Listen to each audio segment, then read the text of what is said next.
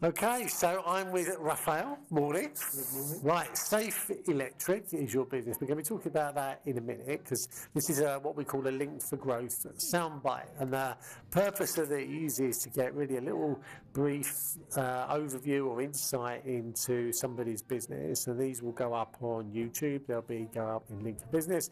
And it'll go on a national TV platform as well. So you're going to be famous.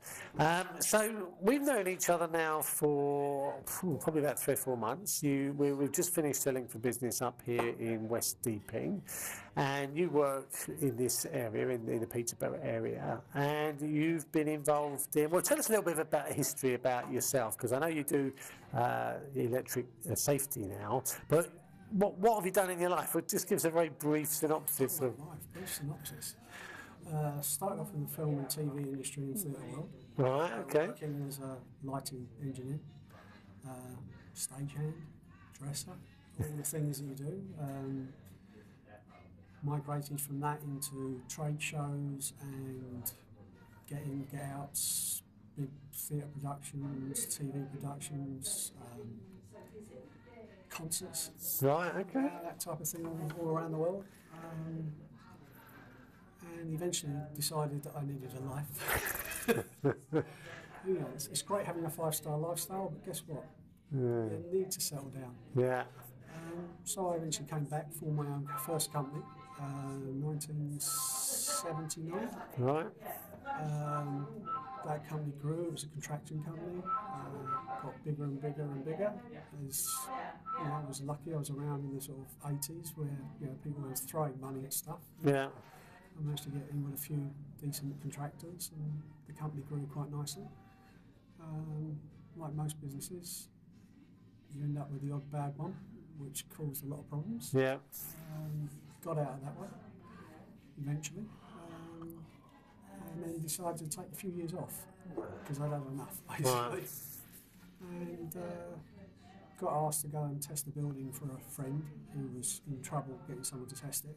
Yeah. I had the qualifications for it. And it just grew from that, more people started asking me to test, got in with bigger and bigger companies, doing the testing on their behalf, making sure that, what they were installing was correct, making sure that it was safe, that there weren't problems, Yeah. Identifying any risk situations.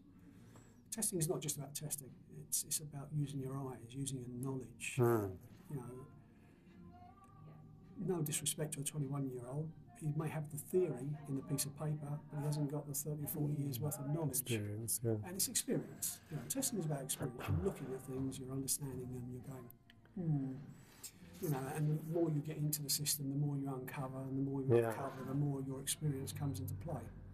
You can figure out what's going on fairly quickly in some buildings. In other buildings, something's not quite right because your instincts are telling you.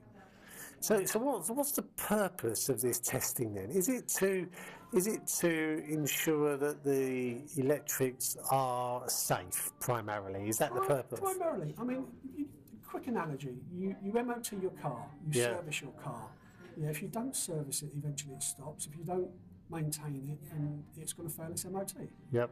Well, everyone assumes electrical systems last forever. They put them in, they ignore them. The very item that runs either their entire business or their home. Yeah. They forget about it. It's hidden in the walls. It's out of the way. You put the plug socket in, it either works or it doesn't. It starts flickering, you ignore it, and actually that's a warning sign. Yeah. Could be something wrong with the lead, it could be something wrong with the electrics. And people don't realise most electrical systems will last 20, 25 years, and after that they're really on the way out, they're deteriorating. But what happens to them? Wear and tear. If you think every time you turn on a light switch, turn it off, plug something in, turn it on, turn it off, you don't realise if you actually just counted it in a day, you'd be staggered at how many times you do that. Right. And you end up with a situation whereby it gets a little bit into technical, but copper cable, brass screw. You tighten the two together. Yeah. That's a joint. Over a period of time, expansion, contraction, every time you turn it on, it heats up minusculely. Yeah. And every time you turn it on, it goes cold. Well, because they're dissimilar metals, they expand and contract at different rates. Yeah. And over a period of time, they get loose. Then that starts to cause arcing, and then I've come across things where I've literally gone to inspect something and found that the entire cable in the wall's burnt out. You know, and it's... You can't see it either. You can't see it, but you know when you're on your test instrument something's wrong. You can tell. Well, there's no moving parts really, so people just expect it to not really go wrong, I guess. Yeah, they just, you know, it's like houses. You go into houses, people DIY left, right, and centre. Well, this is something that I was going to talk to you about because, I remember my dad, he wasn't a qualified engineer, but he put the lighting systems into the loft, for example. He expanded, he put lighting into the garage and electricity into the garage. And he wasn't a qualified electrician, but he knew how electric systems worked. He basically... I don't know how he knew, but he kind of knew. Now, he'd put spurs on. He'd not, you know, he'd perhaps not had a circuit where, you know, like the circuits. So there were things that were done to bodge, to get electric to a place where, yeah, and they worked. But of course, you get this in an old house, and you've had a system put in which has never been checked, and you've got people who've added bits and changed bits and put bits in, and it's not, and suddenly like the lights don't work anymore. And it's like, oh, where do I start? I'm picking this lot. The reality of that, and I find it more often than not, is the simple analogy, it's a chain. Yeah. It's only as strong as its weakest link. Yeah. And you've got this old piece of wiring that's 20 years old, and you've put this brand new piece in, you've attached to it, and then you 4 or 5 years, you've got another brand new piece, and another brand new piece, and then all of a sudden, the brand new bit stops working. And everyone assumes it's the piece you've just done. They forget that the cable is now 25, 30 years old. Yeah. You know, it's worn out. You know, it's... Cabling and designs of systems in the 60s, you know, 50s, you just didn't have the equipment or the load. Yeah. And people wired their houses, or electricians wired their houses, but it's a bit like saying, you know, I'm pulling 100 watts. There was no earth in those days either, was there? Earthing? What was that? You know, you're pulling 100, 200 watts, and that, you know, and that was a lot back then.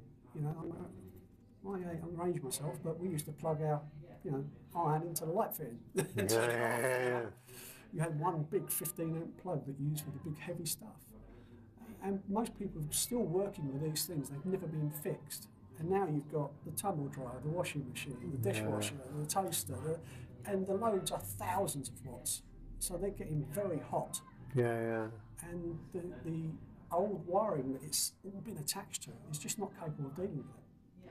You know, and things wear out. You get it in office blocks, you get it in large installations. I mean, I test, you know, or have tested for the past 3 years Wembley Stadium.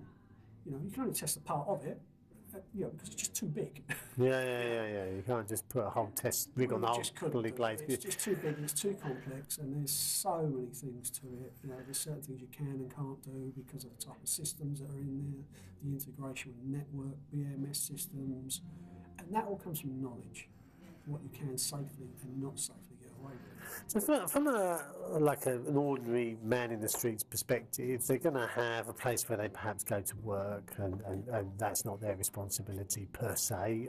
They might think if it's not their business, maybe they're just an employee.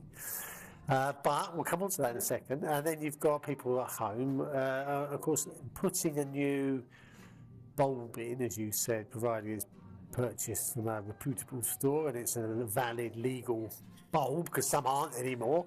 You know, putting a bulb in is fine, but actually when it gets to putting a new light socket on, or it comes around to fitting a new power point, that has to be done now by a trained electrician, does it not?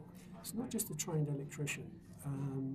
There's a thing called a registered competent person. Right. You have to be registered as a company or as a person with a registered competent person scheme to be allowed to work in domestic premises. Right, okay. Because for years you've had Fred the painter doing a bit of electrics. Ian the woodworker, the guy that's a painter 1 week, plumber the next week, decorate the next week.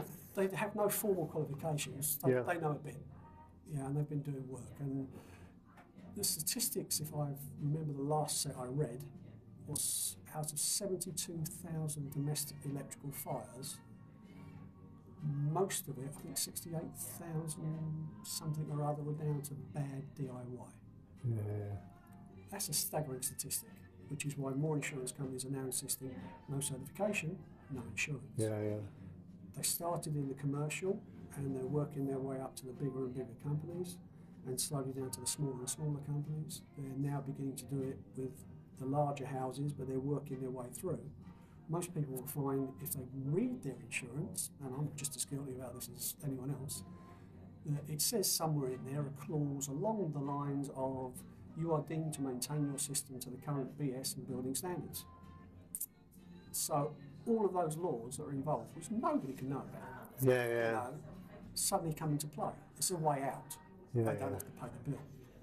And the problem is, as I've said to many people over the years, you can't possibly know it all. Even I don't know it all. I employ people to tell me about changes because I can't possibly know it all. I can't keep enough hours in a day to read it all. Day, months sometimes. I mean, just had a recent one that's come in. It took me 4 days to read through it and highlight the bits that actually were relevant to me. And it was an act to do with something completely different to what I did. But because it was an act of Parliament, effectively, as in building construction law, I ended up having 4 or 5 paragraphs in 2,000-page report that specifically detailed certain things to do with electrics. Suddenly that's my responsibility. Hang on a minute, I'm dealing with BS 7671. Why have I got to know this? So, I mean, from a lot of this is way beyond like the man in the street. Yes. But so from a perspective of someone who's got lots of different electrical gadgets, or they might take a laptop into the office and stuff like that. What's their responsibility as far as ensuring that piece of equipment can be plugged in somewhere? Even. I mean, this is the thing. I mean, most offices, if they've got a HR department, will tell you you're not allowed to bring your own personal equipment in, or if you do, it must be pack tested. Right. Pack testing is just an acronym for portable appliance testing, or something you have a plug on. Basically. So that's basically testing the plug, the cable, and the adapter, and the transfer. Right. Okay. That's it. Many a times I go into places, and recently I've gone into one where not only is the plug lead to the transformer being tested, the transformer's been tested, and the laptop's been tested. Laptop's irrelevant. This is where the problem comes. Not long ago I found a huge office that just paid out for 3,500 RJ45 leads. They're not even in the PAT regulations. So not only have you got the domestic people that don't understand what the requirements are, you've even got commercial people that don't understand what is supposed to happen or not happen. So how can a layperson have a chance? That's where I come in. Okay. I take the technicality. Yes, I have to give you interpretive because of the law. Yep. Then I take that and I turn it into plain English. Yep. According to regulation 514, blah, blah, blah. Well, no one's going to know what it is. You need to put a label on it. Plain English. I mean... To say what's happened, Basically, you just, there are things that are dangerous, especially if you're doing an EICR, which is an electrical installation condition report. Yeah. Code 1s and 2s. Don't mess around with them, fix them. Don't play with it, don't try and get out of it, fix them. Code 3, not dangerous, but wouldn't you want to know where that fuse board's fed from? Well, I would, because I know how to turn it off then. It's fascinating talking. We could talk for hours, but I do know that actually electrical testing, I don't think people really understand how not only important it is, but also how legislated it is. And actually, there are probably a lot of people out there, you'd probably be able to hazard a guess at this, but there's a huge percentage of people who are breaking the law. About 65% of the country is breaking the law. It's through ignorance. Yeah, but that's no excuse. Under English law, you have a big problem. Yeah. English law, and any judge will tell you this, and anyone who knows about law will tell you this, ignorance of the law is no excuse. Yeah. The fact that you couldn't possibly know about it, in fact you're brand new to business and you haven't realised the implications of what you're doing, yet. It takes time, learning from a mistake, unfortunately. So if somebody's not sure about the electrical testing, how can they get hold of you? Phone me up, go to our website. Okay. You know, and the website is safeelectric.com. Okay, brilliant. There'll be details on that. There's a contact page. You can phone me directly. I've got no problem explaining things. Good. But maybe even get you to do a blog post or two about it. I do blogs as well. Yeah, but they tend to be technical blogs. Okay, we'll try to simplify it. I'm learning to do the simplified ones now, because most of the blogging I used to do was all in technicalities and how to test properly, and you know, the resultant ways of looking at the answers you're getting from particular types of RCDs, and there's different types. It goes into a whole plethora of technicality. But yeah, I'm learning, simple stuff to get through. I'm learning how to do the simpler stuff now. Fabulous. It just takes time. Good to talk to you. Thanks very much for doing this. Cheers. Bye.